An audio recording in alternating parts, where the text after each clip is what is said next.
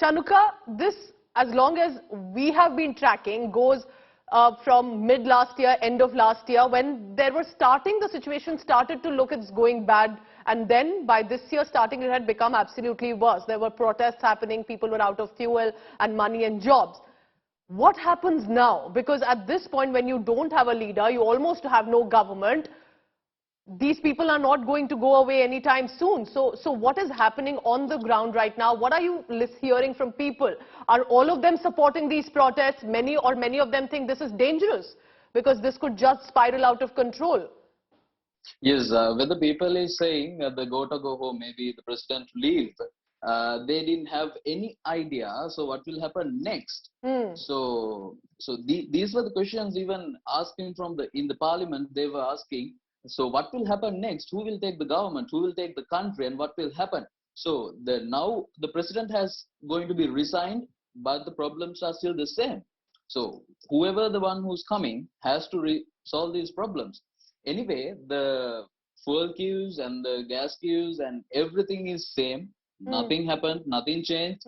So everything is same. So the government should do something. Maybe the next government, maybe the people who are taking care of, maybe the parliament have to do something. People are still struggling, but they have the winning feeling that the Gotabaya Rajapaksa, the president, is going to be resigned. So that's one of the major win that they have. Like same as you win a cricket match or something like that. People are like enjoying that the moment. But the fact is, everyone has to think, including me as a citizen in Sri Lanka, what will happen next? What is happening in this country?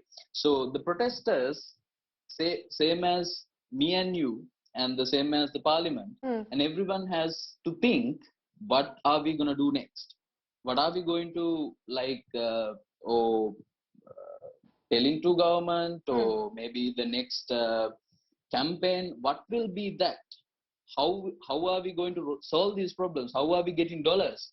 So that's the question. Let's take that question to the Member of Parliament, Tharaka Balasuriya, because at this point it's very easy to say, people were upset with the Rajapaksas, there will be an all-party government. You will likely be a part of that new government as and when that happens as well.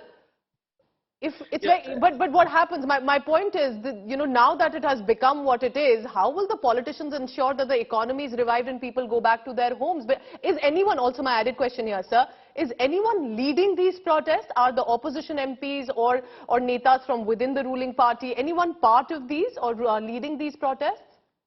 Yeah, there's several people leading the protests. It's not just like one leader. There's several groups which is leading the protests. But one thing which they are very univocal was, go home, or the president has to resign. But one thing which we also need to understand is that Sri Lankans, now that are very resilient, they're very peace-loving people, and even in protest, I think, if you a month back, if you looked at the protest, there was a carnival type of atmosphere. And even if you look at the incidents, what happened yesterday, yes, the Prime Minister's house was burnt. In the incidents on the 9th, my house was ransacked. But I think relatively this has been peaceful. So I think we can certainly work out a way in which I find it very interesting what you just said, that my house was also ransacked, but you're willing to understand what people are going through. Why do you say that, sir? Because as a Member of Parliament, you could be at much as risk of what is unfolding at the PM or President's residence.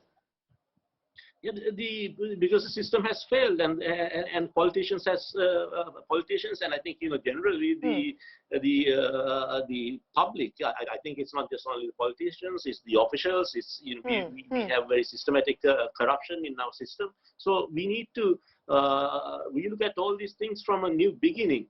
And we need to make sure that I think the people are willing to make sacrifices, that if they know that the sacrifices are in the right direction and that children can have a better future. So I think the people of Sri Lanka are willing to make those sacrifices.